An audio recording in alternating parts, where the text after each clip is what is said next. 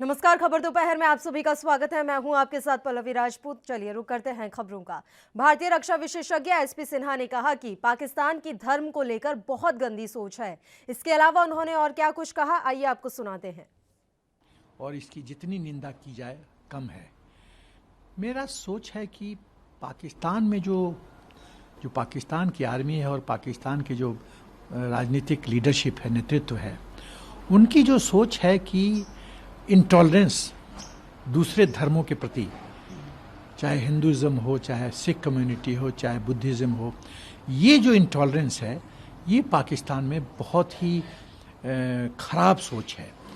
क्योंकि ये विश्व में सभी लोग रहते हैं, सभी को कोएग्जिस्ट साथ में रह के जीने का अधिकार है शांति के साथ। अब हिंदुस्तान का उदाहरण देखिए कि इसमें कितने फेथ के लोग रहते हैं और धर्म के लोग रहते हैं।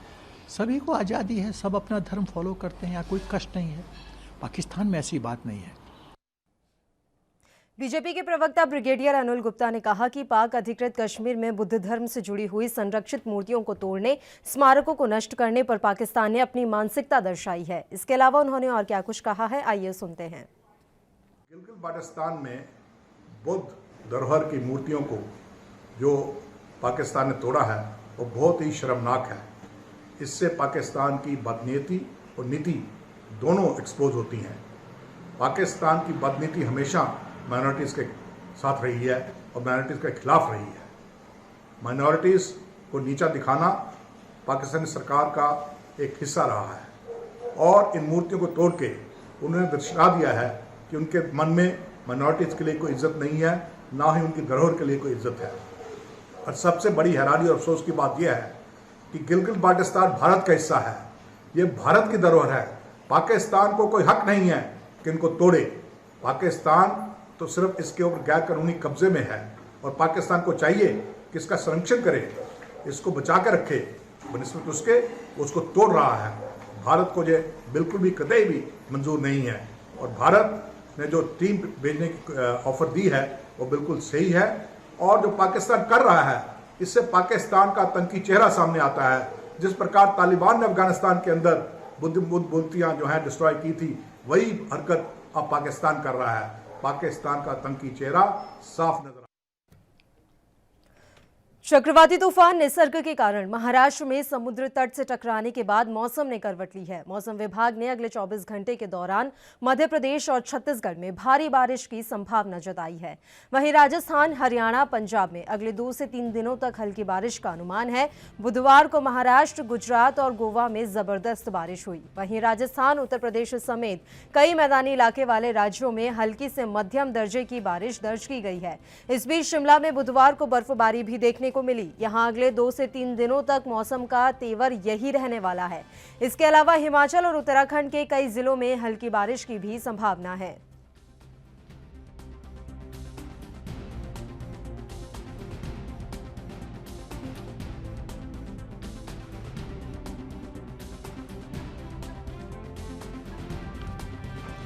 चक्रवाती तूफान निसर्ग के कारण महाराष्ट्र में समुद्र तट से टकराने के बाद मौसम ने करवट ली है। मौसम विभाग ने अगले 24 घंटे के दौरान मध्य प्रदेश और छत्तीसगढ़ में भारी बारिश की संभावना जताई है। वहीं राजस्थान, हरियाणा, पंजाब में अगले 2 से 3 दिनों तक हल्की बारिश का अनुमान है।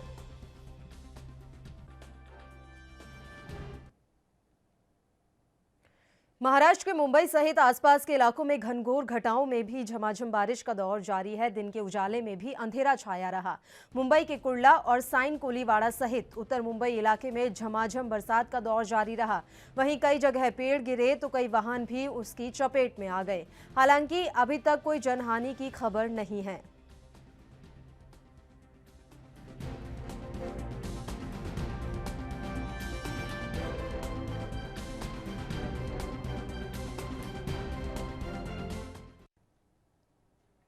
कोरोना संकट के कारण दिल्ली एनसीआर की सीमाएं सील हैं और लोगों को आने जाने में दिक्कतों का सामना करना पड़ रहा है। लोगों की दिक्कतों को देखते हुए सुप्रीम कोर्ट में एक जनहित याचिका दायर की गई थी। इस पर सुनवाई करते हुए कोर्ट ने एनसीआर क्षेत्र के लिए कॉमन पास बनाने का निर्देश दिया है। एनसीआर के लोगों की समस्याओं को लेकर दाखिल जनहित याचिका पर सुनवाई करते हुए सुप्रीम कोर्ट ने कहा कि एनसीआर क्षेत्र में आवाजाही के लिए एक कॉमन पोर्टल बनाया जाए। इसके लिए सभी स्टेक होल्डर मीटिंग करें और एनसीआर क्षेत्र के लिए कॉमन पास जारी करें, जिससे एक ही पास से पूरे एनसीआर में आवाजाही हो सके।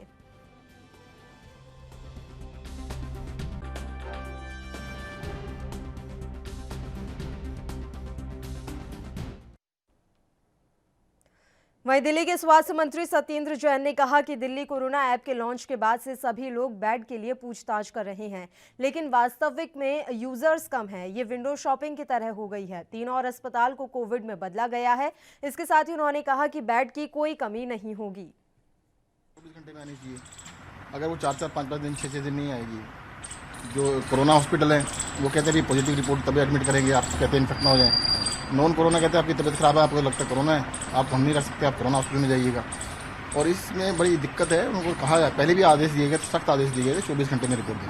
सर एक सवाल ये उठ रहा है, पेशेंट्स जा रहे हैं हॉस्पिटल्स में और ऐप में दिख रहा है कि बेड्स हैं, लेकिन हॉस्पिटल कह रहे हैं कि नहीं हमारे पास बेड्स नहीं है। कल हम लोगों ने भी बात की थी तो उन्होंने ये कहा नहीं, अभी हुआ क्या है कि जब से हमने ऐप लॉन्च किया ना, एक्चुअल में यूज़ करने वाले बहुत कम है। बहुत ज़्यादा कॉल उनको जा रही है सबको कि ये मेरे को बेड चाहिए, मेरे को बेड चाहिए, मेरे को बेड चाहिए। तो ये एक तरह मतलब विंडो शॉपिंग बहुत ज़्यादा स्टार्ट हो गई है। और इसको जहाँ पर भी अगर ऐसा था, अभी हमने कल 3 नए अस्पतालों को पूरा 100% कन्वर्ट कर दिया है। तो हम लोग इसको ध्यान रख रहे हैं और जो भी है बेड्स की कमी नहीं होगी। सर आरएमएल अस्पताल के टेस्ट को लेकर सवाल उठे हैं। हाँ, कल बताया था कि वो गलत टेस्टिंग कर रहे हैं। हरियाणा के हिसार में सांसद बृजेंद्र सिंह ने सोशल डिस्टेंसिंग और अन्य नियमों का ध्यान रखते हुए नारनौद अनाज मंडी के रेस्ट हाउस में पहुंचे, जहां उन्होंने आम जनता की समस्याएं सुनी और अधिकारियों से बात कर उनकी समस्याओं का समाधान किया। इस दौरान उन्होंने सुप्रीम कोर्ट के आदेश पर हरियाणा सरकार ने 1983 पीटीआई को 10 साल की सेवा के बाद हटाने के आदेश जारी किए हैं, जिसके चलते सांसद बृजेंद्र सिंह ने सरकार से अपील करते हुए कहा है कि सरकार सभी पीटीआई की सेवाओं को ध्यान में रखते हुए मानवता के आधार पर नौकरी पर रखने का काम करे। इसके साथ ही उन्होंने अन्य मुद्दों पर क्या कुछ कहा, सुनाते हैं आपको।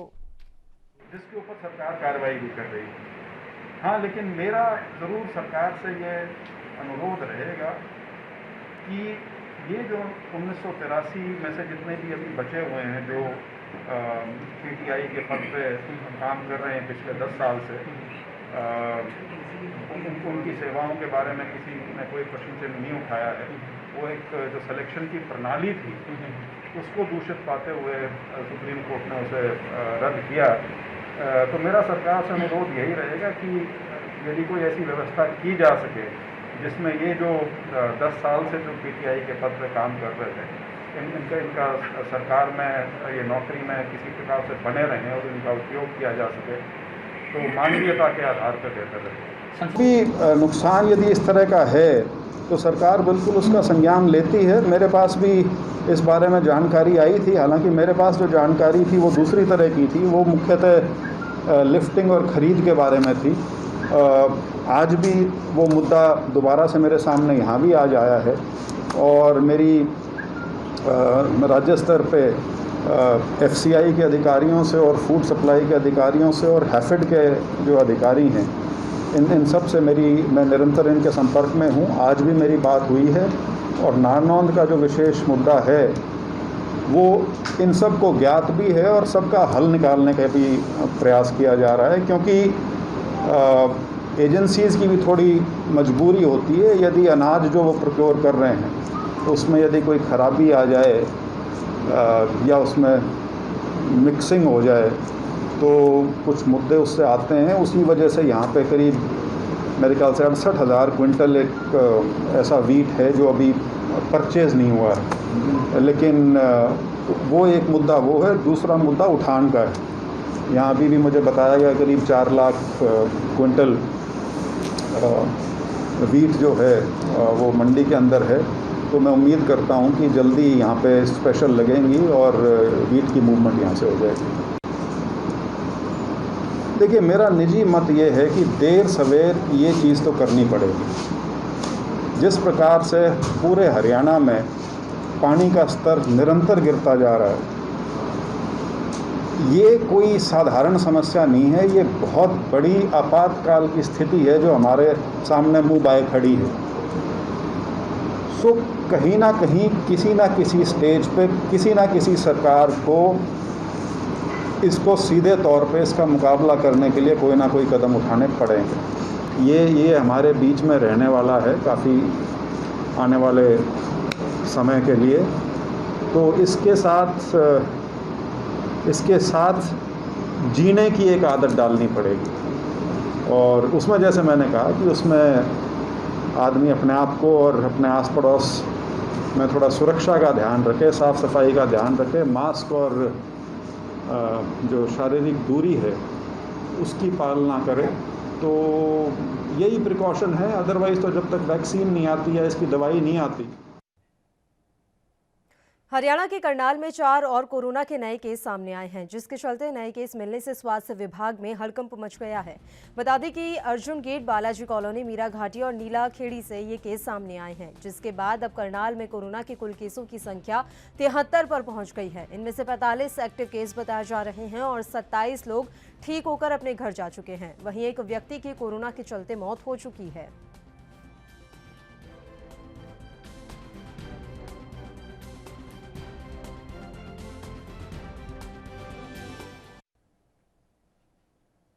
हरियाणा के शिक्षा मंत्री कंवरपाल ने कहा, हम चरणबद्ध प्रक्रिया के जरिए 10वीं, 11वीं और 12वीं क्लास की कक्षाएं 1 जुलाई से शुरू करेंगे। 6ठी, 7वीं, 8वीं और 9वीं क्लास की पढ़ाई इसके 15 दिन बाद शुरू होगी। वहीं प्राइमरी क्लास की पढ़ाई अगस्त से शुरू किए जाने की योजना है। ये कक्षाएं शिफ्ट में होंगी। ऐसे में आधे स्टूडेंट्स पहली शिफ्ट में पढ़ाई करेंगे और बाकी आधे दूसरी शिफ्ट में। अभी ये तय नहीं किया गया है कि ये मॉर्निंग या इवनिंग शिफ्ट होंगी या फिर अल्टरनेट दिन में।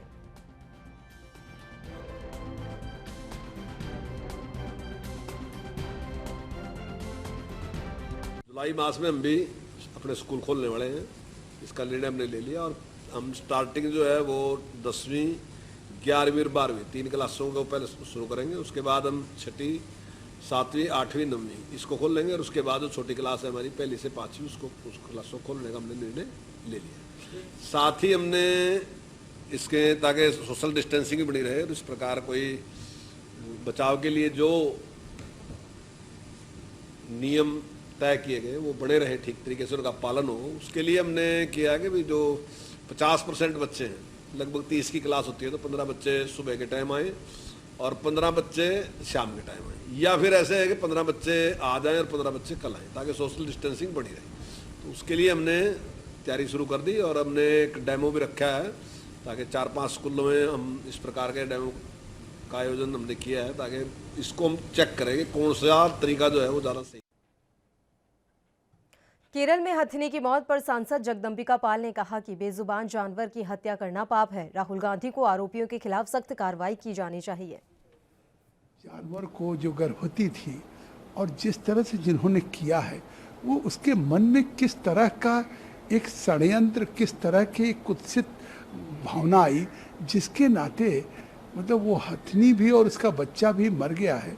तो इसमें निश्चित तौर से आखिर वहाँ से सांसद है राहुल या वहाँ की सरकार को तत्काल इस पे कार्रवाई करनी चाहिए और दोषी के खिलाफ सख्त से सख्त सजा देनी। वहीं यूपी सरकार के कैबिनेट मंत्री ब्रिजेश पाठक ने भी केरल में हुई हथिनी की हत्या पर कहा कि ये बहुत दुखद घटना है।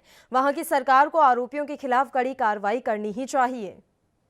बहुत ही दुखद है। जब केरल की घटना की जानकारी हमें मिली है तो पूरा मन हमारा द्रवित हो गया है। उस जो हाथी के साथ जो अमानवीय कृत्य हुआ है उसमें दोषियों को कड़ी से कड़ी सजा मिले। सबसे दुखद पहलू ये था कि वो मादा हाथी जो गर्भवती थी और बच्चे की भी दर्दनाक मौत हुई है पूरी घटना में। हम इसकी मतलब जितनी भी भर्त्सना की जाए कम है। हम वहाँ की सरकार से डिमांड करेंगे जो भी इसके लिए अपराधी हों उनके खिलाफ ऐसी कड़ी कार्रवाई करें कि पूरे देश के लिए एक नजीर बने। लॉकडाउन 4 खत्म हो गया है और अनलॉक 1 चल रहा है, जिसके चलते पिछले दिनों लॉकडाउन के दौरान हरियाणा के फरीदाबाद की सीमाओं से लाखों मजदूरों को उत्तर प्रदेश, राजस्थान, मध्य प्रदेश और झारखंड से अपने घरों की ओर पलायन किया। लेकिन अभी भी काफी मजदूर ऐसे हैं जो अपने घर तो जाना चाहते हैं, लेकिन उनके मालिक उन्हें जाने नहीं दे रहे। ऐसा ही एक मामला फरीदाबाद के फमफुंडा गाँव से सामने आया है, जहाँ पर एक ईंट के भट्टे पर उसके मालिक ने कई मजदूरों को बंधक बनाकर रखा हुआ था और उन्हें उनके गृह राज्य जाने नहीं दिया जा रहा था। वहीं मजदूरों ने तंग आकर पिछले दिनों प्रशासन को मामले की लिखित शिकायत दी, जिस पर कार्रवाई करते हुए जिला प्रशासन ने भट्टे पर छापेमारी कराई और मजदूरों को बंधक मुक्त कराकर उनके घर की ओर उन्हें रवाना किया।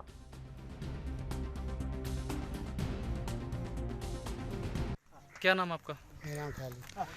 क्या दिक्कतें आ रही थी आपको? दिक्कत का बाबूजी, पशु भूखे मर रहे हैं, हम भूखे मर रहे हैं, हमको फायदा क्या होगा? तो भट्टा मालिक पे आपने आरोप लगाया कि भट्टा मालिक आपके साथ मारा पीटी भी करते थे, गाली गलौज करते थे, क्या सही है? गाली गलौज करते थे आपके साथ? खाने के लिए खाना वगैरह कुछ नहीं देते थे? देख लो बाबूजी, कुछ नहीं। मजबूर थे। आपने क्या शिकायत इसकी किसको दी जो आज आप अपने काम के लिए जा रहे हो? हमारा एक वकील था, उनको दी। उनको शिकायत दी? उन्होंने अधिकारी भेजे जब आप अपने काम के लिए जा रहे हो? क्या अब आपको कोई पैसे धिले कुछ दिए गए हैं? कुछ नहीं दिया। तो भट्टा मालिक से आपने कहा कोई नहीं। क्या भट्टा मालिक ने क्या कहा? कोई पैसे नहीं मिलेगा। नाम आपका? नाम दिनेश, मित्तल भट्टे से आ रहे हैं। खाली ये थी, खाली मतलब सोने के लिए चारा नहीं था तो हम पे देखा नहीं गया। हमने अपने कहा सर से मतलब हम गाँव जाना चाहते हैं। तो क्या भट्टा मालिक आपके साथ? हिमाचल के हमीरपुर में कोरोना महामारी के दौरान लोगों को घर पर ही पेंशन वितरित करने के लिए डाक विभाग ने एक नया काम किया है, ताकि लोगों को आपदा की घड़ी में समस्या का सामना ना करना पड़े। बता दें कि हमीरपुर डाकघर सर्कल के तहत जिला में 1000 और बिलासपुर जिला में 13,000 के करीब वृद्ध लोगों को डाकिया के जरिए उनके घर घर जाकर करोड़ों रुपए की पेंशन दी गई है। वहीं 3 महीनों की एक साथ पेंशन मिलने से बुजुर्ग काफी खुश नजर आए और बुजुर्गों ने प्रदेश सरकार का आभार जताया। इस कड़ी में मुख्य डाकघर में तैनात अधिकारी भिवानी सिंह की प्रतिक्रिया सामने आई है।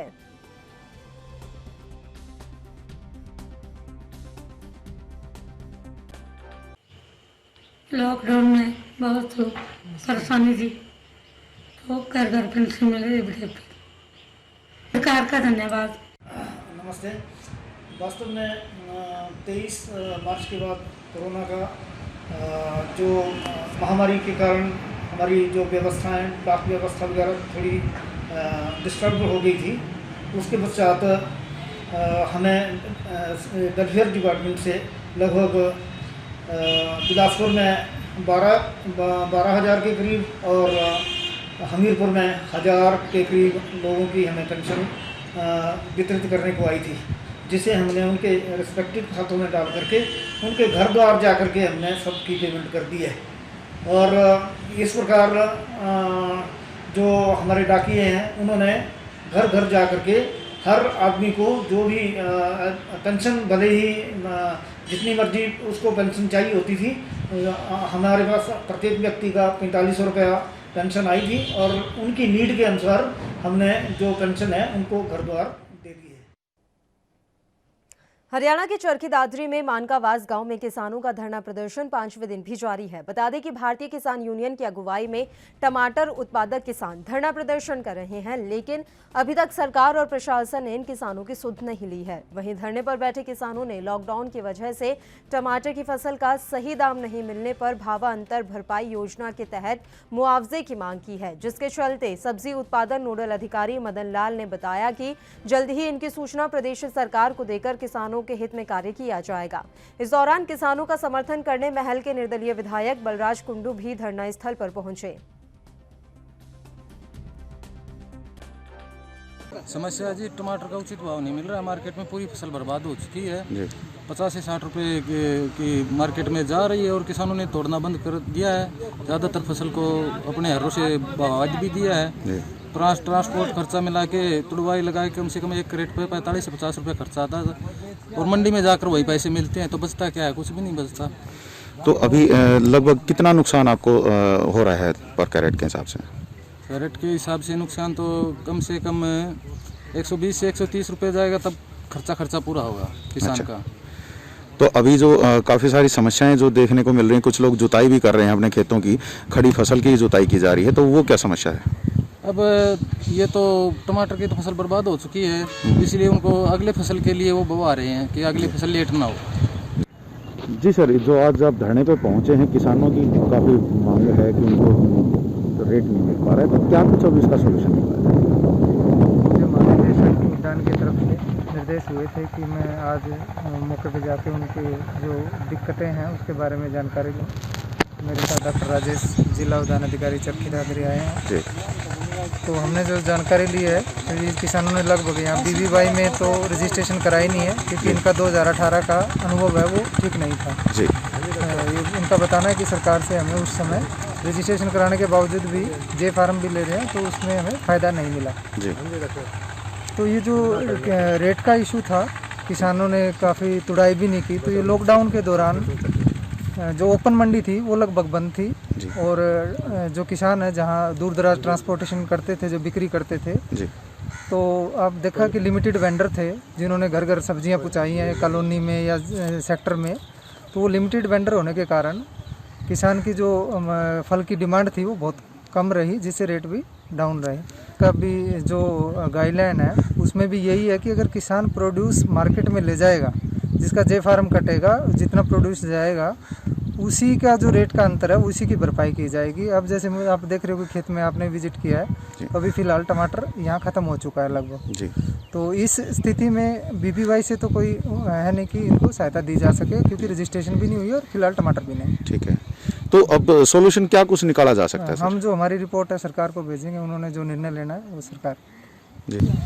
बहुत ही अमानवीय तरीके से जो ना सरकार किसान को, एक अन्नदाता के साथ इस प्रकार का व्यवहार, ये एक प्रकार से भगवान को नाराज करने वाला, अब मैं इसको मानूंगा। जो अन्नदाता अपनी इतनी मेहनत करके किसान धरती का सीना चीर कर इस देश का पेट भरने का काम करता है, उसकी ये दुर्दशा और उसके साथ इस प्रकार का व्यवहार ये अच्छा नहीं है। आने वाले समय में ये किसान एकजुटता होकर इन सरकारों को, जो अहंकारी सरकार जो अपने आप को सब कुछ समझने लगी, इन नेताओं को सबक सिखाने का काम करेगा। निश्चित रूप से मैं आज ही उनको एक संदेश भी देना चाहता हूँ इन किसान का और इनका।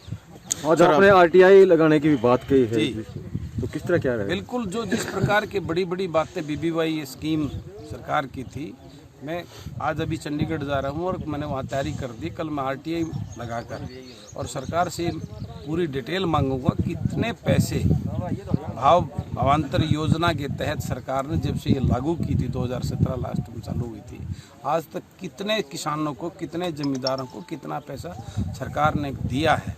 ये मैं एक सच्चाई जो है ना हरियाणा प्रदेश के किसान के सामने उस RTI के माध्यम से लेकर उजागर करने का काम करूँ। मंडियों खबर दोपहर में फिलहाल के लिए इतना ही। मुझे दीजिए इजाजत। देश प्रदेश की तमाम ताज़ा खबरों के लिए आप बने रहिए हमारे साथ। नमस्कार।